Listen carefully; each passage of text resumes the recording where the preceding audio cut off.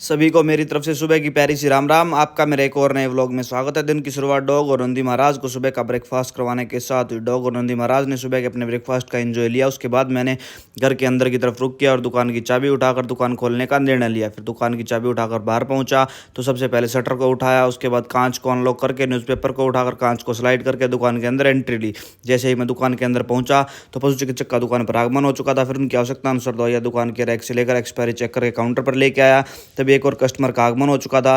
फिर उस कस्टमर को भी सुबह सुबह कुछ मेडिसिन की आवश्यकता थी तो दुकान पर पहुंचकर सबसे पहले रैक से लेकर उस कस्टमर को दवाई दी, साथ साथ पशु चिकित्सक को भी मेडिसिन दी और उन मेडिसिन की सभी की एक्सपायरी चेक करके उनका रेट कैलकुलेट करके पशु चिकित्सक को बताया। फिर उन्होंने डिजिटल माध्यम से QR कोड स्कैन करके मेडिसिन की पेमेंट मेरे अकाउंट में ट्रांसफ़र की।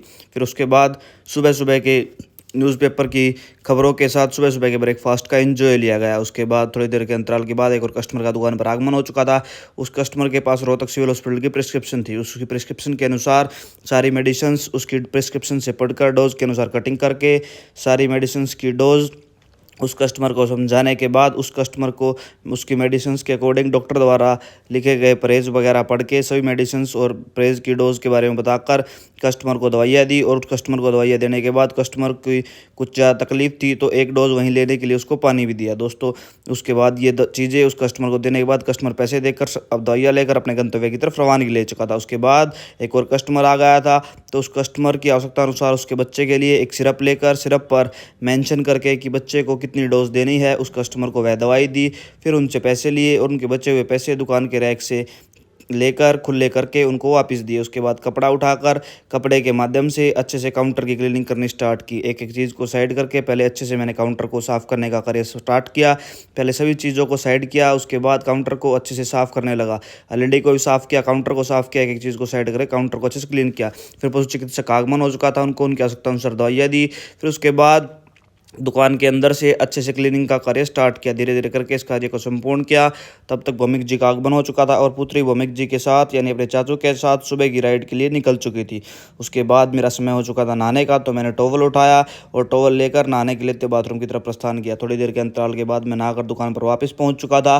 दुकान पर आने के बाद सबसे पहले मैंने पूजा के कार्य को संपूर्ण किया। पूजा कार्य संपूर्ण करने के बाद तकरीबन 9 बजे भाई साहब का आगमन हो चुका था। उनको रात से ही लूज़ मोशंस थी तो उनकी तबीयत ज़्यादा ख़राब होने की वजह से उनको ड्रिप लगाई गई और एक मेट्रोजिल IV भी लगाई गई। उसके बाद 12 बजे दोपहर के खाने का एंजॉय नियमित रूप से रोज़ की तरह दूसरे फ़ोन को उठाकर अजित राड के व्लॉग को सर्च करके अजित राड के व्लॉग के साथ नियमित रूप से रोज़ की तरह खाने का एंजॉय लिया गया।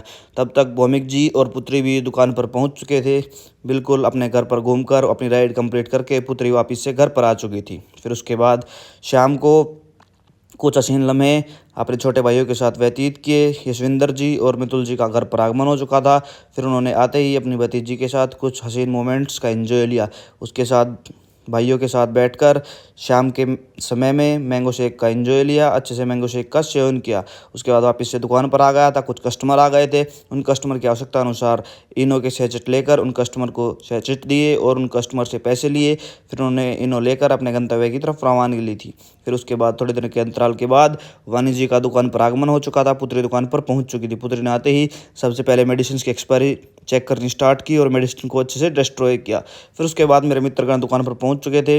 रविंदर जी का दुकान पर आगमन हो चुका था और मिथुन जी वहां पर पहले से विराजमान थे। थोड़ी देर के अंतराल के बाद एक और पशु चिकित्सक का दुकान पर आगमन हो चुका था। फिर उस पशु चिकित्सक की आवश्यकता अनुसार स्प्रिट लिक्विड उनको दिया और उन्होंने अपना लिक्विड लेकर अपने गंतव्य की तरफ रवानगी ली। जैसे वह गए तो दूसरे पशु चिकित्सक का दुकान पर आगमन हो चुका था।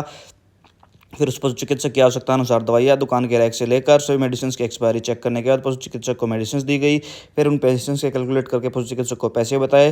फिर पशु चिकित्सक ने अपने सभी पैसे मेरे को दिए और मैंने खुले पैसे करके उनको उनके बचे हुए पैसे दिए। उसके बाद तब तक बैठक में पिज़्ज़ा पार्टी का समय हो चुका था। पिज़्ज़ा बैठक में पहुंच चुका था। फिर सभी मित्रगणों के साथ मिलकर पिज़्ज़े का अच्छे से एंजॉय लिया। तब तक दुकान से आवाज़ आ चुकी क्योंकि दुकान पर कस्टमर पहुंच चुका था। इन कस्टमर की आवश्यकता अनुसार विक्स उनको दी और अंकल जी आ गए थे। फिर उनको ऐसे लोग की स्टेप दी। फिर शाम को एक और कस्टमर आ गया था। उसके पास एक रोहतक के आइज़ हॉस्पिटल की प्रिस्क्रिप्शन थी। उसकी प्रिस्क्रिप्शन के अनुसार सारी दवाइयाँ दुकान के रैक से लेकर डोज के हिसाब से कटिंग करके और उनको क्या क्या अवॉइड करना है सारी चीज़ें उसकी प्रिस्क्रिप्शन से पढ़कर उस पेशेंट को अच्छे से समझाई गई, उसको अच्छे से बताया गया। फिर उस कस्टमर ने सारी मेडिसिन्स की डोज सुनने के बाद अपनी एडवाइस सारी प्राप्त करने के बाद मेडिसिन्स लेकर उन मेडिसिन के पैसे पूछे और मैंने कैलकुलेट करके उनको पैसे बताए। फिर उनकी मेडिसिन के पैसे देने के बाद वो अपने घर की तरफ रवाना के ले चुके थे। शाम को कुछ हसीन पल अपनी पुत्री के साथ व्यतीत किए, कुछ हसीन लम्हे अपनी पुत्री के साथ व्यतीत किए। वो लोग अच्छा लगे तो प्लीज़ व्लॉग को लाइक करें, फेसबुक पेज को फॉलो करें, यूट्यूब चैनल को सब्सक्राइब करें। इसी के साथ आज के व्लॉग पर यहीं लगाते हैं विराम। आप सभी मेरे साथ बोलो मिलकर जय श्री राम। फिर मिलते हैं एक और नए व्लॉग में, तब तक के लिए आप सभी का तहे दिल से धन्यवाद।